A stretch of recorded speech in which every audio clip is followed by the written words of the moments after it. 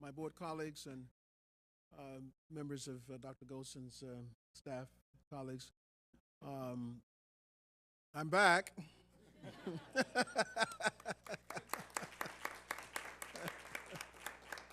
And I want to say to everyone how pleased I am to be back and to be at a place where I enjoyed so many ingratiating activities on behalf of the children and the people of Prince George's County. So I'm back and excited about working with my board colleagues, working with the administration, Dr. Golson, and others. So I'm just pleased to be back. First of all, I want to recognize Ms. Woodson, who with her staff colleagues are working with us to help transition the new board members. Thank you for the work that you're doing to do that. Thank you. Would you introduce them? I think some of them are here. Yeah, so tonight we have two of our staff members. We have Mrs. Thea Wilson, Ms. Wilson, thank you. okay? And then we have Mrs. Aisha Berkeley. Thank you for the work that you do on behalf of the board and the school system. I want to, we have some new board members, but let's just do this. There are several board members who could not be with us, but for those members who are here, all members, if you would briefly indicate to your name and the district or the capacity that you're in. Paul Montero, appointed by the county executives. Pamela Boozer-Strother, District 3. David Murray, District 1. Edward Burrows, District 8. Rahila Ahmed, District 5. And Belinda Queen, a great District 6. Thank you so much. Thank you so much. Our purpose tonight is to get a budget briefing from our CEO. And Dr. Golson, first of all, I just want to thank you for the work that you've done in preparation for this, reaching out, as I've noticed, to board members, the budget committee, and to other stakeholders to make sure that they understand the budget approach that you're taking. So thank you so much for doing that work.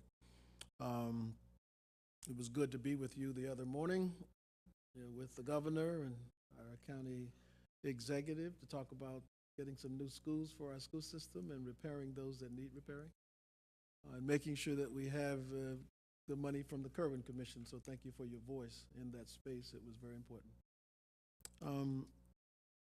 I want to say, Mr. Lucci, is he still? Yes, he's still there. Want to recognize the passing of your mother and extend to you our deepest condolences. There's only one mother. Yes, indeed. So we know the feelings that you have, but know that our prayers are with you. Dr. Golson, the floor is now yours. Thank you. Good evening.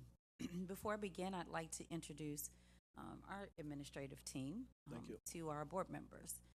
So when I call your name, if you could just raise your hand, and it's no specific order.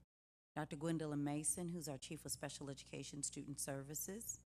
Dr. Doug Strader, Chief of Accountability. Mr. Howard Burnett, Acting Director of Employee Labor Relations. Dr. David Curry, Associate Superintendent for Middle Schools.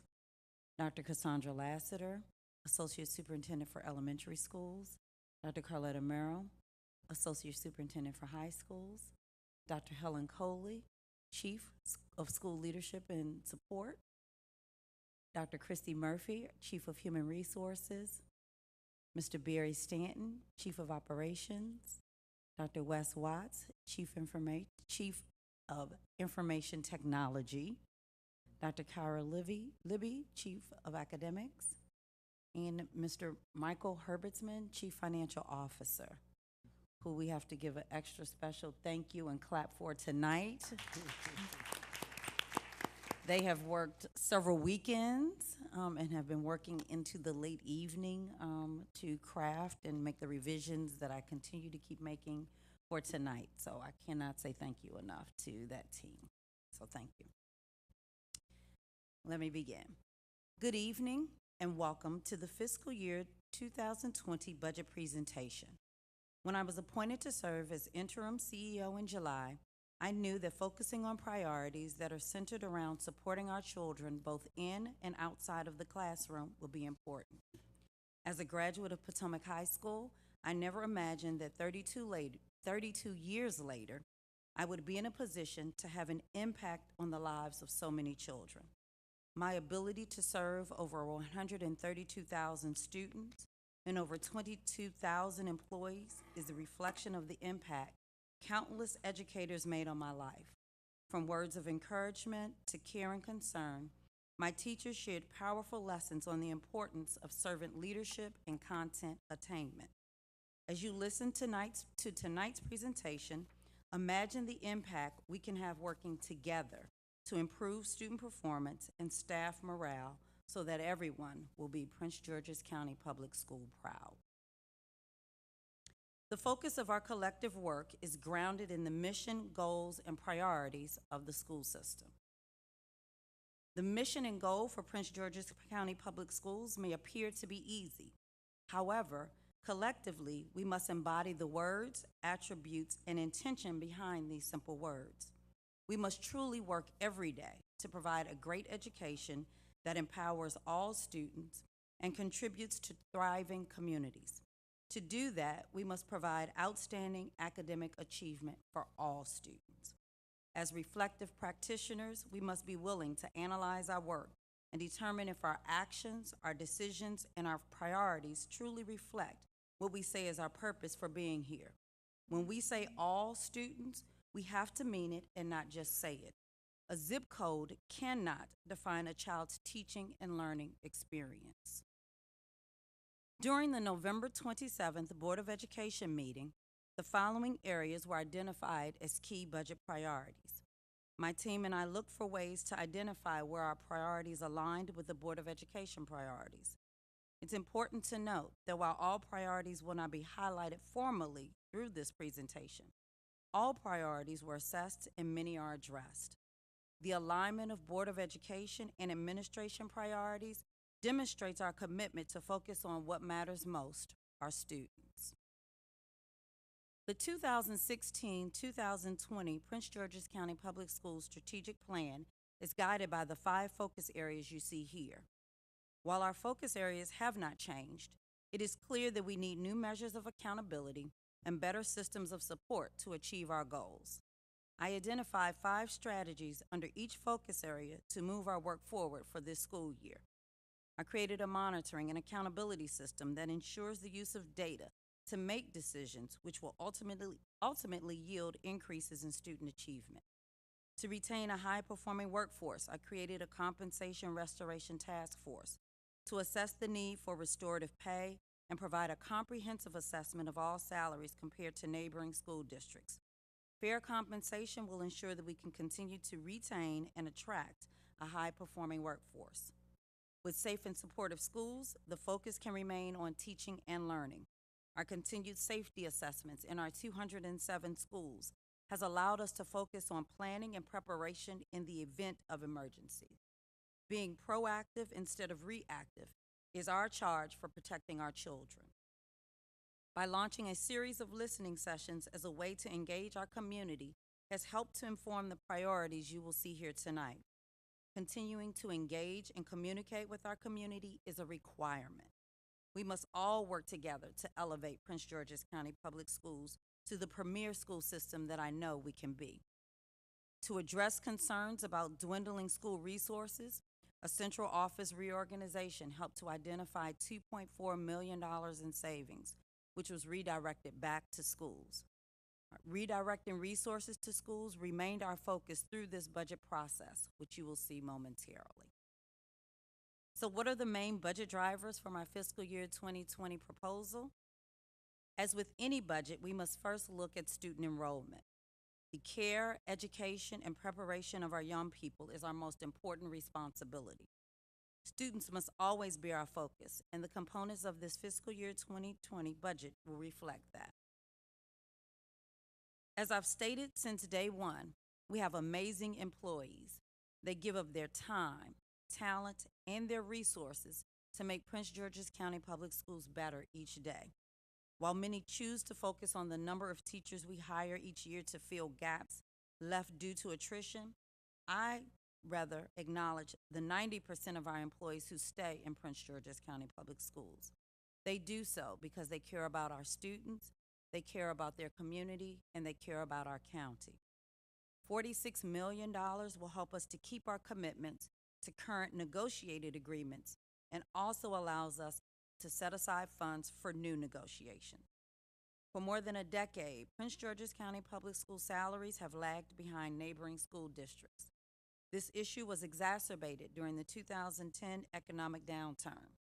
And despite efforts to restore parity, the salary issue has contributed to low employee morale and hindered staff recruitment. This cannot continue. Our compensation task force was created this year to ensure buy-in and analysis from all stakeholders. It's not just about trying to recover lost wages from 9 years ago, but ensuring our current workforce is competitive with neighboring jurisdictions. It is important to note that the proposed $46 million request does not address the lost wages from 9 years ago, but allows us to compensate our employees so that we're not adding to the compensation gap that we believe currently exists. The results from the Compensation Restoration Task Force analysis will not be available until the end of this school year, but once released, will help us to chart a course that will require support from both our county and state elected officials. School safety remains a top focus of this administration, as well as at the state level. During the 2018 legislative session, the Governor and General Assembly passed the Maryland Safe to Learn Act of 2018. This act allocated grant funding for each local education agency in hopes of supporting local district school safety efforts. Thankfully, in Prince George's County, we were well on our way to looking at additional measures to ensure our physical structures were safe from outside intruders. This year, my executive team and others conducted an unannounced school security review. We checked exterior doors, front office protocols, and documented areas of improvement with conversations with principals and school leaders. The $4.2 million investment represents our commitment to school safety with the purchase of new classroom door locks and increased security presence at key events.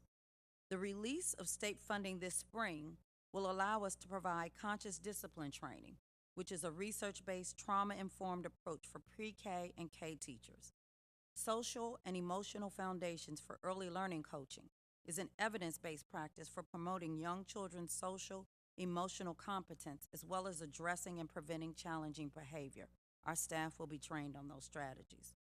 We will increase the number of crisis intervention trainers, which equips our staff with proven strategies for safely diffusing anxious, hostile, or violent behavior at the earliest possible stage. And lastly, we will increase our restorative practices sites from 7 to 16. Restorative practices is an early response disciplinary model that focuses on how to strengthen relationships between individuals as well as social connections with communities. Class size reduction has been talked about for years, but this is my administration's attempt to finally put a plan in front of the Board of Education. We heard our community members loud and clear that class size is an issue. This proposal looks to place hard requirements for grades K through 3. Our analysis reveals the need for an additional 85 teachers and 67 paraprofessionals. While I am proposing a financial plan to support smaller class size at grades K through 3, there will also be a focus on reducing class size at the high school level. This will be done by focusing on the construction of the school's master schedule, which will not require additional funding at this time. This request will also require us to explore non-traditional ways to tackle our space issues in designated portions of the county. It's important to note that there has been a bill introduced for a few years to look at mandating the number of students in our primary grades. While state mandates without funding are never our preference, my team and I agree that we must tackle this issue head on, especially if we want to make improvements. Compensation, school safety, and class size are all critically important to moving our district forward. However, as good stewards of the public's dollars, we must be fiscally responsible, especially when asking for new resources. This year, from the beginning, staff knew that in order to ensure we could make a dent in the areas identified, we had to find ways to cut from the base and reallocate those resources to system priorities which focused on students and schools. By investing over 35 hours of budget analysis and going line by line with each department's budget, we were able to identify nearly $19.3 million that could be reallocated to key initiatives, including employee compensation, class size reduction, and student safety. Lastly, notice the savings from food and nutrition and workers' compensation budget changes. Sometimes a fresh set of eyes can identify cost savings that may have previously been there. Our new Chief Financial Officer and his team get credit for identifying additional savings that may have been missed if we were not diligent in looking for new resources to fund key priorities. The process to get to today's presentation began right when I came on the job. As you can see from this diagram, the budget process never ends. From July to December, we had an opportunity to hear from our staff and community members about their priorities. And once we heard, I began the process of a department analysis that allowed us to go line by line to discuss the $19 million savings that I just shared. From January through February, provide an opportunity for us to dig deeper into the budget request, to answer Board of Education questions, and provide 3 more opportunities for parents to share their priorities. From March through May, we'll present our proposed budget to our county elected officials at the County Council. We'll answer their questions and provide narratives to the concerns that they may have about the budget that we've presented. And in June, we will reconcile our budget if needed and begin preparations for budget implementation, and then begin the cycle again in July for fiscal year 2021. It's important to note that there were several changes for this year's process to ensure that we were able to find the $17 million to be redirected back to our schools. Initially, I have to admit I wanted to zero-base the budget, but with no chief financial officer and school starting a few weeks after I took the job, we decided to modify that review. I allocated over 35 hours to sit with each department in chief to review their budget submissions. I made clear my focus areas were compensation, school safety, and reduction in class size. I challenged assumptions, previous allocations, and ultimately yielded significant savings to be reallocated to schools. Our actions must also change in order to realize those savings. As you see in the middle column, we'll be making changes to reduce contracted services. We will be centralizing our interpretation and translation services, which initially were divided amongst all of our departments. And after clearly reviewing how much we've been spending, we realized that it was also an underfunded area, which you'll see on a future slide. We will centralize our catering and begin to use our 5 culinary arts programs to support our students in those areas, to support a different form of catering. And we have established an overtime task force, which looks at being more fiscally responsible about how we allow our employees to achieve and earn overtime. We focused on new concentrations. Our focus was on moving funding from central office to our schools. Every department and division will have measurable outcomes. And we increased transparency and accountability throughout our employees in every department by making sure that they understood the process and saw overlaps in services.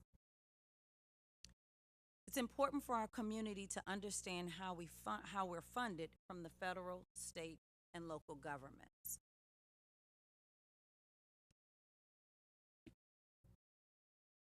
As you can see, our current budget mainly comes from state and county revenue.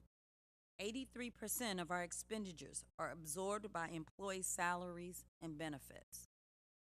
Our fiscal year 2019 total budget was approximately $2 billion. Knowing that 83% of our budget is used for salaries, we start our expenditure request for fiscal year 2020 with several required elements. These are elements that are generally referred to as mandatory expenses or the cost of doing business. I included the employee compensation here because I do believe that this is mandatory if we want to be competitive with our neighboring jurisdictions. Next are items that have historically not been budgeted at the appropriate amounts. By going line by line in every department and division, we realized that we had $74.6 million of under-budgeted required items that should have been built into our budget. Overtime, for example, is one that we have historically under-budgeted for to the tune of $8 to $11 million each year. This requires mid-year transfers and approvals when proper budgeting should include it on the front end. I thought it was important to be transparent about previous budgeting practices and to make sure it is appropriately placed in our fiscal year 2020 budget expenditure. Next comes investments that are not people. These are materials or supports that are necessary to effectively run our programs within the school system. Their school security upgrades, maintenance supplies increases, the continuation of community schools development, increased dual enrollment tuition and textbook needs, interpretation and translation enhancements, testing materials for our interim mathematics assessment to ensure we begin to clearly focus and analyze on numeracy achievement, required website migration, continuation of our apprenticeship programs, budgeting tools, discretionary funds for International Counseling Office, and an automated workflow for our internal audit program. There are also program investments in the form of people that will be placed in our schools. These positions are necessary to enhance or maintain current programs or initiatives. Note that the largest investment will go to our class size reduction proposal. It's also important to note that my continued commitment to support our language immersion programs for students moving to grade 5 will continue for the 2019-2020 school year. Lastly, there are investments at the central office level to increase accountability, compliance, and effectiveness for our current system efforts. These are not new programs, but a recognition that we need a few additional resources to enhance what we currently do. The graphic here shows that after we combine all of our expenditure requests, we need $99.2 million from the county. In order to start to chip away at our proposed expenditures, we start with identifying duplicative and inefficiencies in our current budget by way of FTEs. Note the reduction in special education or central office supports that were converted to support classroom supports for special education and compliance needs. And during our review, we uncovered an inequity of how student-based budgeting was being applied. And while student-based budgeting dictated position allotments, some schools received Formula Plus positions that did not always align with our system needs. This attempt to create a more equitable process for allocation of positions was utilized. Our $99.2 million request now becomes $96.7 because of this $2.5 million reduction. Additionally, we looked to make additional cuts to our base budget, which yielded significant savings. Note that $23 million in salary lapse. This is in addition to the $35 million that we already budget for this purpose. Each year, we budget for 100% of a position, although it may take us 2 months to post, interview, and hire an FTE. The difference is considered salary lapse and has been under budgeted for this district for years. This additional lapse funding takes us to the appropriate level based on our historical trends. However, I want us to note that as we get more efficient in our human resources processes, this cushion will become less and less each year. Our $96.7 million request now becomes $56.9 million because of that expenditure saving. We expect that our revenue will be $11.4 million, which brings our request to $45.5 million. This lift is major and will require working with all of our elected officials to fully fund this budget. This year's county contribution represented 36.3% of the revenue received to cover our expenditures.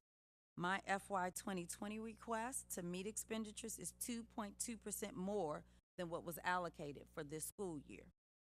I acknowledge that my proposal requesting an additional $45 million above maintenance of effort may be considered a heavy lift, but a proposal that focuses on our children is well worth it. As we go through this budget process, there are some additional considerations we all should pay close attention to. The Kerwin Commission is projected to complete its work by the end of January. Their recommendations call for an estimated $4 billion investment in education funding. The reality is we have to be in Annapolis, united and advocating with a consistent message about what our district needs. We need more resources for our at-risk students. These are students that are classified as special education, limited English proficient, and free and reduced meal students. Kerwin will take into account formula considerations. We're in a great position as a school system to have a person who understands what is required in the creation of those formulas because of his level of expertise from the Thornton Commission and the Bridge to Excellence in Public Schools Act. When the Bridge of Excellence was funded, it created a new financial structure and funding formula which links resources to students' needs and distributes student aid to school systems with greater needs, relatively more state aid than those that do not need such.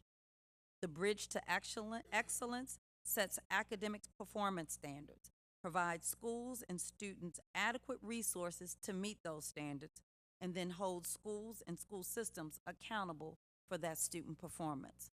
And our ability to have that pioneer here will help us as we begin to pursue those dollars for Kerwin.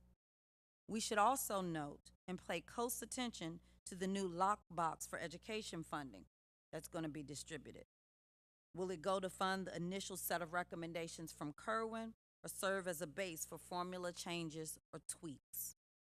And lastly, as property assessments continue to rise in Prince George's County and the county diversifies its revenue portfolio, these are all strong signs of a vibrant economy locally, which could also lead to additional revenue the county can use for education. Today is the beginning of the public conversation about fiscal year 2020's budget process. I believe the request for additional funding in the areas of employee compensation, school safety, and class size reduction demonstrates to our staff, students, and community that their voices count and that our focus remains on children. I look forward to working with Board of Education members and community members to finalize a request to submit to the county in March 2019 that will make us all Prince George's County Public School proud. Thank you.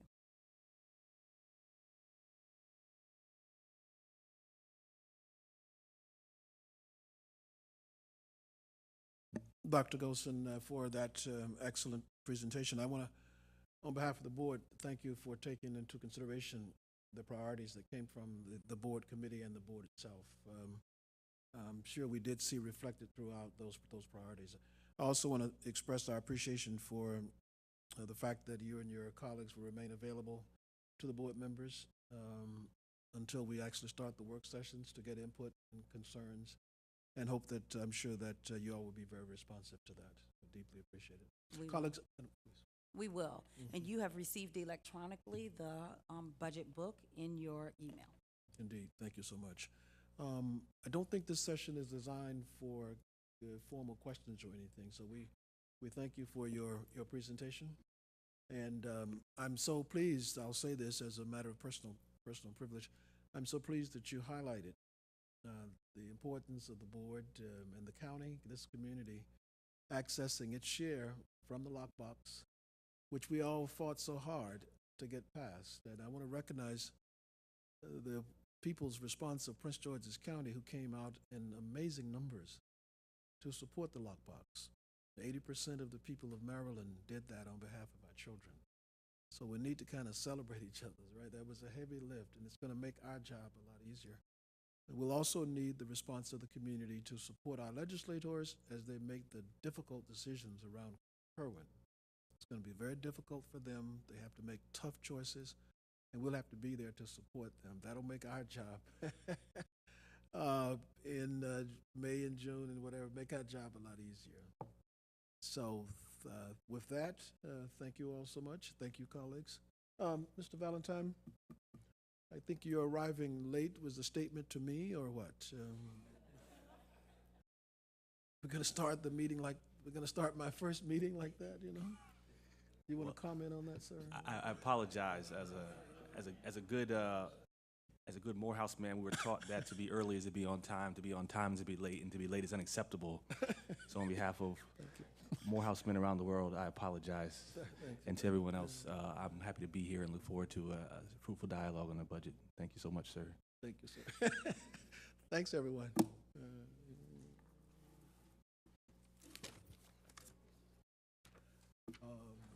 I'll get this to Angela. Okay. And then let's